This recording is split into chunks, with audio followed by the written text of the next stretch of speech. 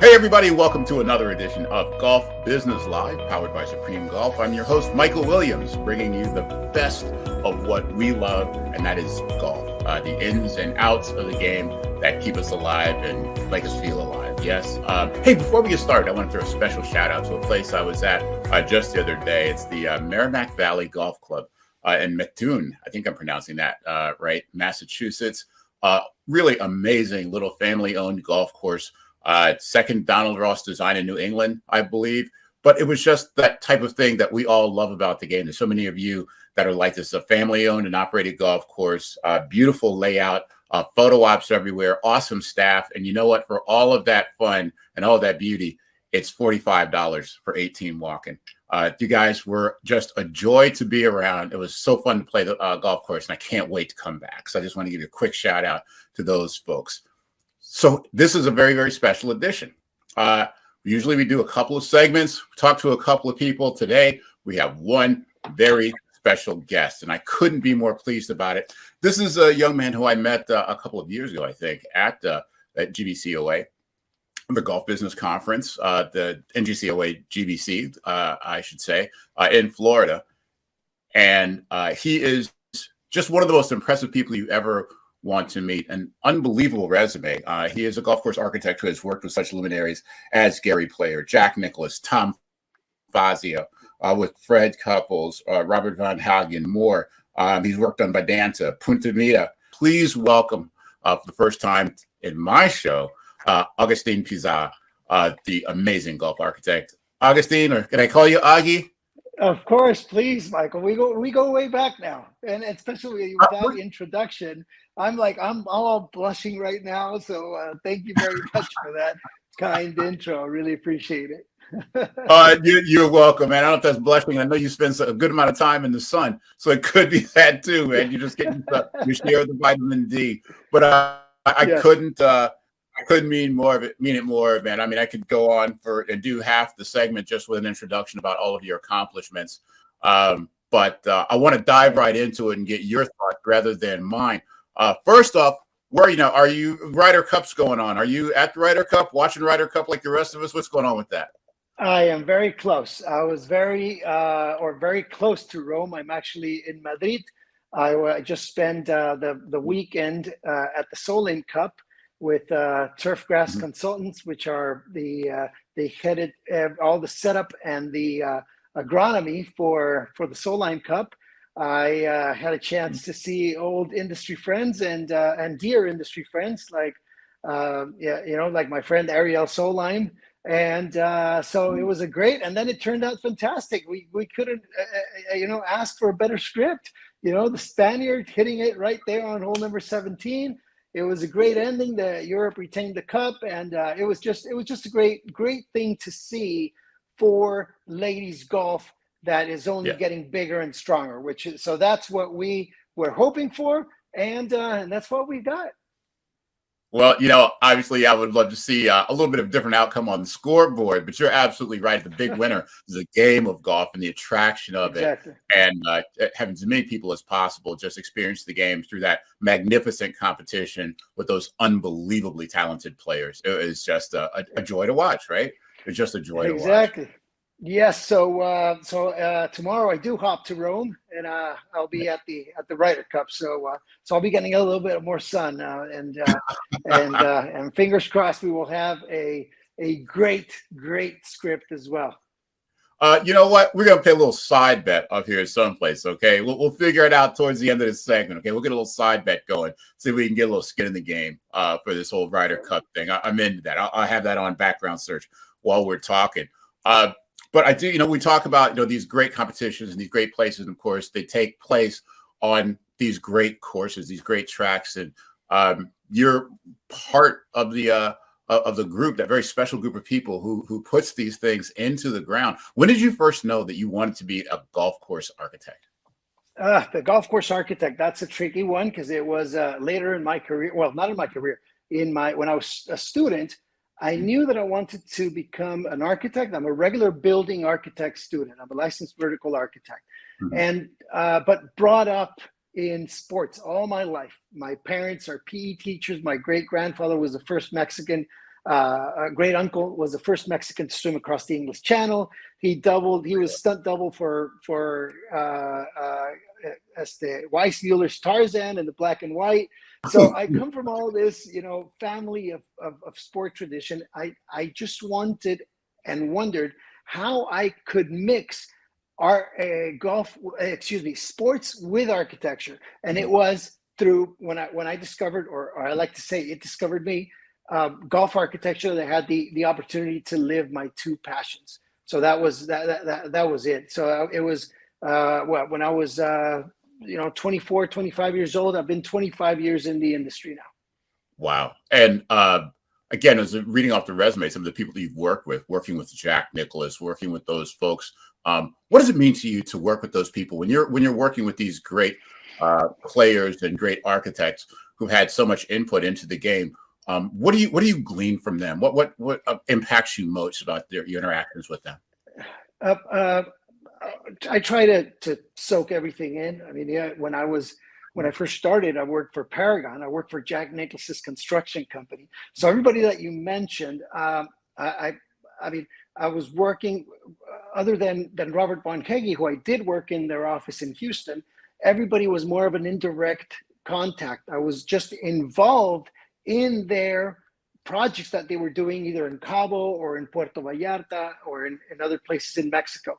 So like, for example, when I was working when we did Palmilla and El Dorado down in Cabo, I was actually working for Paragon, which is Jack Nicklaus's company. But I didn't know at the time. Obviously, I wanted to be in the design part of it, but I didn't know at the time it made me a stronger architect for the future, knowing about the construction, knowing about what goes on underneath that skin. And that is the beauty of it, that all my first 7 years in the industry were all working for the construction company or as a junior project manager growing up, like with Tom Fazio at Querencia. I was actually junior project manager. So imagine your third course, your first two being two Jack Nicklaus signatures, and then your third one, a Tom Fazio, the first that Tom Fazio did south of the border in 1999, about that time. And then working for Robert von Hagge, then having an opportunity to work on or participate or facilitate or whatever at whatever stage other beautiful golf courses and beautiful resorts. So it's been an absolute privilege. And what I take, I've taken the quality control, the aesthetics of Tom Fazio is just a top of the line in the industry. The resort style, at least in my experience, from Jack Nicklaus, Gary Player, who likes to push the sustainability a lot. And with all of them, I learned something and then complemented it with my master's degree in golf course architecture, which I traveled to Scotland, the cradle of golf, to the University of Edinburgh to live for 2 years and study my master's degree in golf course architecture and work for a Scottish architect over there, which gave me the other side of the spectrum, which is the more introvert, more sustainable aspect of golf design. And I already had the school of the bigger, better, bolder, type of design that we have here, or that we have in the States or in Mexico. So it's a great complement. It's a great balance that I've learned over my years in my career. And I love what you just positioned, is this confluence of tradition with innovation. And to me, if there's anyone who does this for a living out there, it's you. This is how I define you, combining innovation and tradition. Let's talk a little bit about the innovation, because I think that splits off into two things when we talk about modern golf. That is the wave of popularity around short courses, and then there's sustainability, which is on everybody's mind these days. Let's start with the short courses. It seems that every resort, every named destination is putting in a short course, or if they have one, putting in another one. But I think you saw this coming before everybody else did. What did you see before everybody else saw it about the importance and the attraction of the short course? It's funny. I mean, it's great that it's happening now. But in 2016, 2017, I created a list. And let's start with this. Let's start with this, Michael, because the great ideas are out there in the universe. You just have to be sensibilized enough to download them, into your brain, and then pass them through your hand and the pencil and the paper, et cetera, all the way until you hit your first shot. No? Totally. So that's the beauty of that process of how you take it from point A to point Z. Yeah. In 20, I think it was in the beginning of 2017, we started at our design studio. We started. I like to think of myself as a critical thinker. So what have we been doing all this time? What has everybody been doing all this time that we can do different? What is golf back then? And we created a list on the whiteboard, kind of saying, golf is intimidating.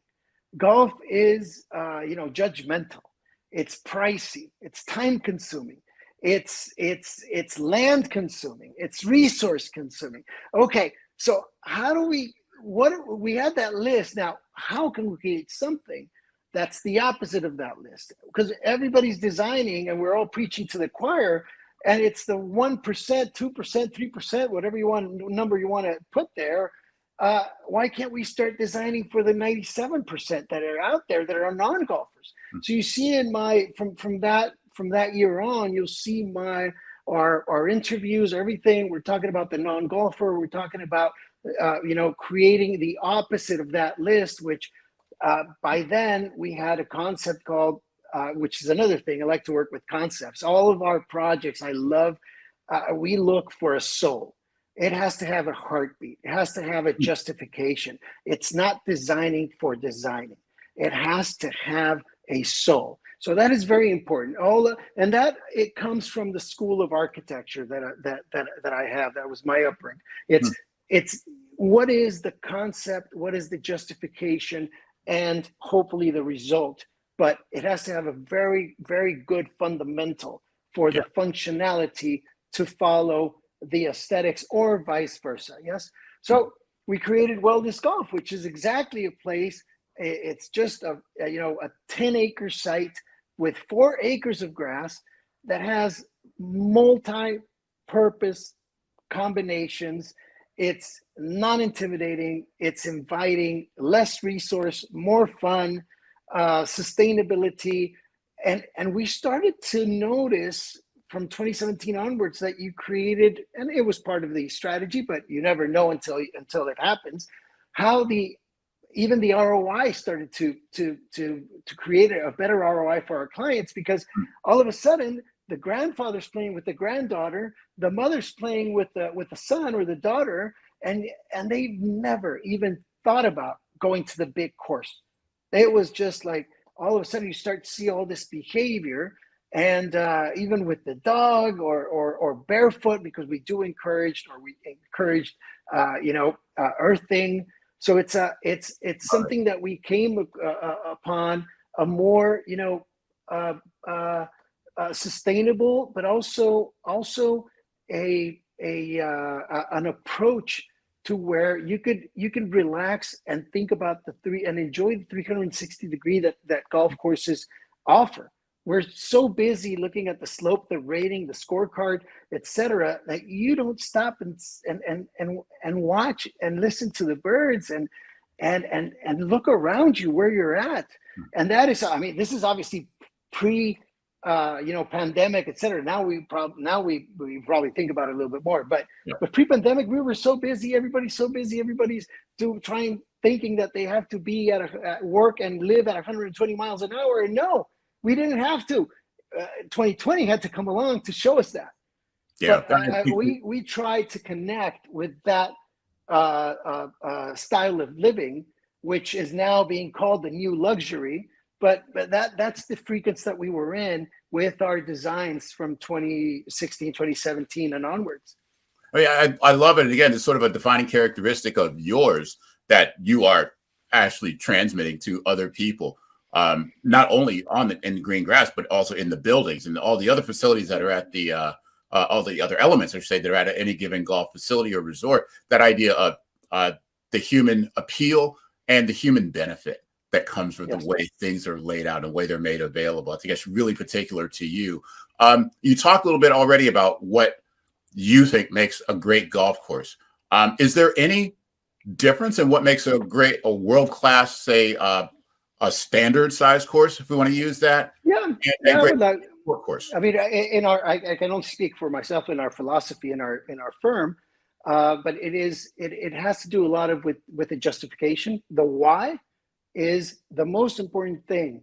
The purpose of why you are doing this, and to who and to what, etc. It's like a good paper, like a good, a good written novel, a good written book, a good play, a good artistic movie. It has to have the intention, the plot, the rising action, the climax, the surprising ending. That structure is how we like to design a good 18 or 24 hole golf course, or whatever it's going to turn out. That is the structure that we believe. So we have that backbone that will give it that strength, so that the golf course really creates a dialogue with nature and with the player. And that's the main purpose that we have, is that respect for nature. You've probably heard of signature golf courses. We don't believe in the signature golf course. We believe that the signature we give the signature to nature. So nature gives it the signature. And on top of that, we think, let's say that we design this, and think about 2-dimension, just on paper. We like to create a treasure map, a very fantastic treasure map, that takes you through the different elements of that particular site. If it has a little bit of mangroves, if it has a little bit of forest, up in the hills, down, beaches, whatever, we take and we highlight those areas, and we want to take you exploring like an explorer. Like if it was a hike trail, that is something that we create with, let's say, when we design a master plan community. So these are the first things, then in balance with nature and with the housing development, et cetera, et cetera. I can't tell all this in 2 minutes, but I'm trying to. And then if you take it to the 3rd dimension, which is now we involve the senses. Yes, the 3rd dimension is what we call our carousel of emotions. Now that those 18 holes, let's talk about 18 holes, all of a sudden become, okay, I'm going to give you a good, easy starting hole, but then I'm going to pitch it up a notch, and I'll make, holes 3 and 4 a little bit more difficult, or make an intro. And that takes you to this, carousel of emotions, which is the actual experience of the golf course, of the area, of the 360 degrees. And that's part of the adventure that we like to create. So that for us is the number one challenge when we create a golf course. It's how we go get under your skin with every single shot, in with a very good, the use of, let's say, the 3 main elements of a golf hole, which is a penal hole, a heroic hole, and a strategic hole. How do we mix that amongst the whole philosophy and strategy that we use? I don't know if you just pitched this specifically to me, because the way you propose this, it particularly appeals to me as an English major. I mean, you talk about the narrative of a golf course. That you hit me where I live, partner. So good. Yeah, I'm going to gather up the money and see if we can afford to Well, that's exactly what we want to create. We want to work with your emotions. We want to work with it's not just about creating a golf course. It's creating art. It's to me, and I've said this, and to me, one of my phrases is, golf course architecture is one of the major forms of artistic expression known to man. Yeah. Or give me a bigger mural. There are no bigger. We're designing in 120 acres. There's no bigger artistic expression than golf architecture. It is living art. And I'll move to that conversation because your innovation and your intellect is readily apparent in the way you talk about your conceptual. Very kind. Thank you. Your conceptual ideas for a golf course, but the sustainability is something, again, that's become the fashion of the day. But it's sort of been your trademark from the beginning to come into land, and it seems to minimally disturb it, and to make that, let's say, make that stage or that piece of art that we know that it's living and it has to change because of that, but to make it sustainable and beneficial to that piece of land and to the people around it. I don't know if I've characterized that correctly, but why don't you speak to it? That's the way I see it. No, but I mean, I get you, and yes, it is. It is a, let's first let's separate sustainability, because sustainability is in the social aspect, the economical aspect, and the ecological aspect. Yes, so you have to make it work, because at the end it's made for mankind. So it has to, a sustainable project, has to have different angles. All the way to creating jobs, to obviously the ecological side, and being as eco-friendly as anything that man touches. Just be conscious about it, and the economic, obviously everything has to make economic sense. We understand the art, but we also understand the business. So that's where we connect also with our clients.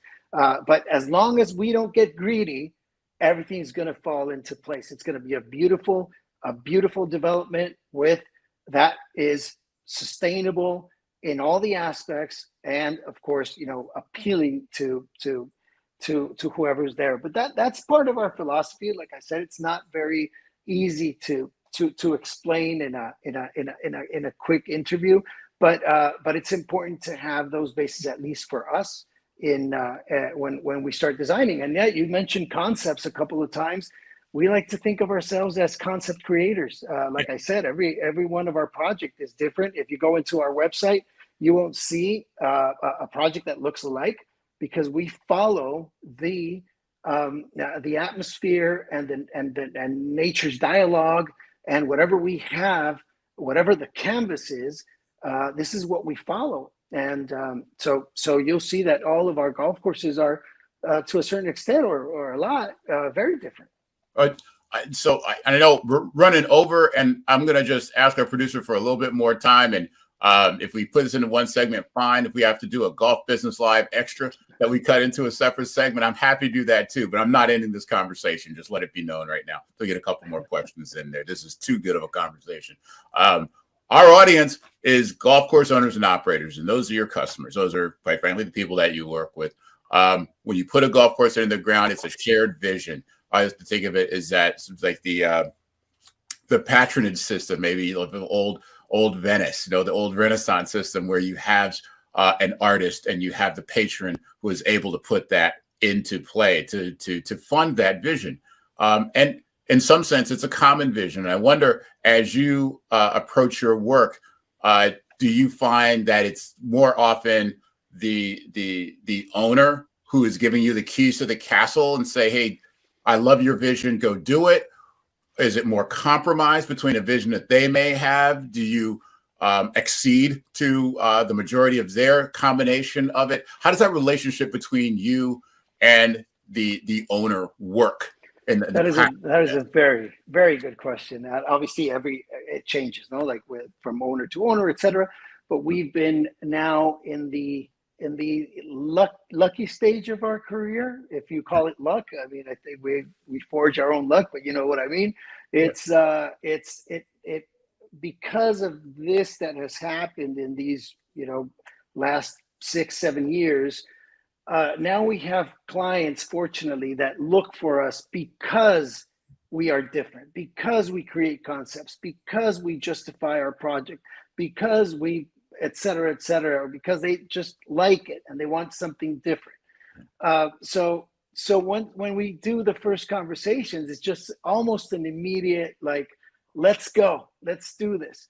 Now within our creative process, we like to maximize ideas and then start minimizing. Yes. So some will work, some will not. So inside of our philosophy, it's like, okay, let's the first stages, let's go crazy. Let's do this. Let's do that. Let's think about that. Nothing's going to stop us. Now we have all of these ideas. We have all of this, purpose, obviously the brief, the purpose, who are you doing it? Like I said in the beginning, et cetera. And then we can cater to that and create something special. From there, then we start maximizing to minimize. in the different things, no? I mean, sustainability, etc. And at the end, well, we agreed to a very, very, very cool thing. Compromise. The only thing that we do not compromise is in quality, but I think we've gotten to an extent that they know about this, so we don't really fight over that. I think we're both in the same line that we're going to go for a quality project. It's just on, hey, I have this concept that you do this and it turns into that, and if you flip the switch, it turns into this. And they're like, it's not going to work right now. I don't think so. Or it's too expensive. Maybe, it's over the budget, right? Okay, no worries. Let's do this one then. And I'll have another one. And then I'll have another one. So when it comes to creativity, I think that we're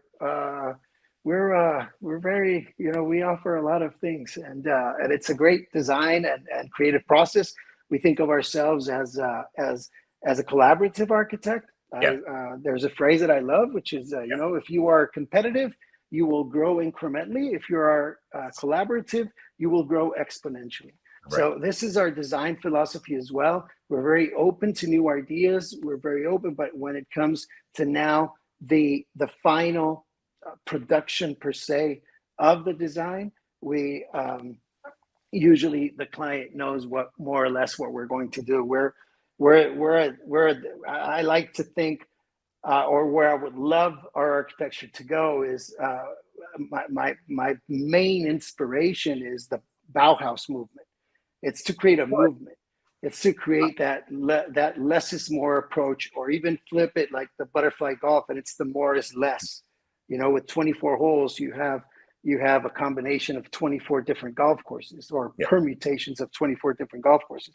So all of that comes into play. But how I get inspired in our design and what we have as a motor are the great movements of art and of architecture. But one of them is the Walter Gropius era and the Bauhaus movement. I love that. I'd love to see your version of Falling Water laid out as a. Yes. That one almost designs itself. The important thing is to question. The most deadly phrase is "We've always done it this way." Right. The Falling Water is a great example of just believing in yourself, taking risks, and having the client that is as crazy as you. That's it. That's all. That's all you need. I love that. We're going to have to close it out soon, but I just want to get one more question there with you, because you studied in Scotland, and we've seen what Top Golf has done and meant to bringing golfers into the game. So when you look at Top Golf as a bridge, and then think of St. Andrews, and that the bridge that's there that keeps the bridge to the past, let's say. What do you think is the importance? What do those things? What of those two things inform you about your designs and the work that you do? The people or new people are coming in through Top Golf, and those ancient and lovely traditions of a St. Andrews.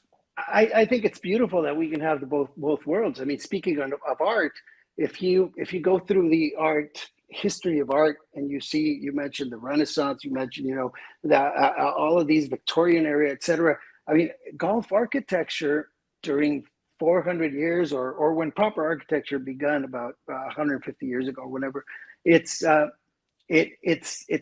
expression has really not changed as you would see on a building site, or in architecture, or in landscape architecture. It really has not changed a lot, which is something that has always intrigued me. How in these aside the Victorian era golf courses, which are very, very interesting, there's really no change in the different eras of history of art or artistic expression. Yeah. Now, I really love that mix. What's happening right now, it's beautiful. It's beautiful because, again, it opens up a different market, and there's obviously room for everybody. And if it intrigues when you have these cathedrals, these great places, these great areas like St. Andrews, it tells you, how golf has weight, how golf reminds you, or at least to us, it's, golf is the only sport, major sport, that is defined by nature. Yeah. That was defined by nature, designed by nature, almost created by nature. And it's something that we don't have on any other court or any other major sport. So to me, all of this, what's happening in the recent years, because you probably know that I love all the technology, and we're into technology, and we're into, virtual reality, and we're into the metaverse, and we're into all of that. For me, it's beautiful, to be honest. I'm really enjoying it. Last question for you. If there was one golf course that you would pick as your favorite that wasn't designed by your hand, what's your one that you really just admire? Well, it has to be the old course, hands down. I mean, I could tell you a little bit more or other courses, but it has to be the old course because of how it came around full circle when the old course was around, and then started experimenting with penal holes, penal design, etc. And then years or decades later, everybody was kind of like, hey, wait a minute. It's been decades or hundreds of years that we've had the best design, which is the strategic approach, with various ways of attacking the holes, that we've had it right here underneath our noses, and we're trying to experiment. So it came full circle, and it was a great test of time. It was a great lesson for all, or for that generation to learn, and for us to acquire and cherish. So it has to be that, because of that weight that it carries in history and in art, and in anything that you do, and to anything that you desire and your career wise, you have, or I suggest and go into the history, because knowing the history, knowing everything, then you can start creating different things. It's like I like to say, it's great to know all the specifications and the rules, but the magic begins when you design with the exceptions. Yeah. That's when the magic begins. Designing with the exceptions, that's when the real magic begins. So this is going back to your previous question a little bit. What do I think about all of this? It's kind of like, hey, I love the golden age of architecture, but it's not. I don't live by it. Yeah. Alistair Mackenzie is my favorite in history architect, but I see what he did, and I study what he did. But for me, it's more important to see what would Alistair Mackenzie do right now if he was alive. Mm-hmm.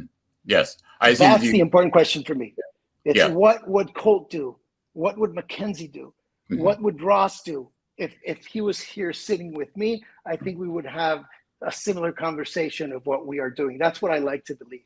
It's what we can do with everything that we've learned. So I'm not a big, with all due respect, there's great masterpieces, and I love what's happening right now with the past 10 years, 15 years that we've gone back to that golden age of architecture. It's like the new golden age of architecture, and I love it, and I respect it, and I love my peers, and they're doing a beautiful job. But some could think that it's the maximum architectural expression known to mankind, but I don't think so. I think I'm in the pursuit of that. I don't think, maybe it's not. Maybe we're about to discover the maximum artistic expression in golf course architecture. I could literally stay on with you for another hour and do this. It's been one of the best conversations I've had, and a lot of viewers know I do journalism with politics and current events and all sorts of things, but I can honestly say this has been one of my favorite conversations I've ever had with anyone on the air. And thank you, Wayne. Thank you. Honestly, you're an inspiration. As I said, a visionary, and I can't wait to experience more of what you've done already, and even more so to see what you're going to do in the future, Augie. Thank you, sir. Well, when you take risk, you don't know. Risk is a is a good thing. I mean, but you don't know. You never know where this is going to end. I'm right now. I mean, I can't disclose it. Maybe I will in the future when you invite me back. But we're creating things that we don't know where this is going to end up. But we're loving the process, and our clients are loving the process, and that's what life is about. And the arts is not the end result, but also not only the end result, but the journey. The journey is and enjoy that. If you enjoy that, you're set for life. Oh man. And I'll just throw the last thing is that for the Ryder Cup, bottle of bourbon against a bottle of tequila. What do you say? Let's do it. All right. Done. And on that one, Augie, what a joy and a pleasure to talk to you, man. Thank you, enjoy sir. the Ryder Cup, and hopefully the next time I see you, it'll be in person, and we'll be walking some of that tremendous work that you're doing. Would love to do that with you. Love it. Thank you very much, Michael. Congratulations. I really appreciate it. And thank you once again for this warm invitation.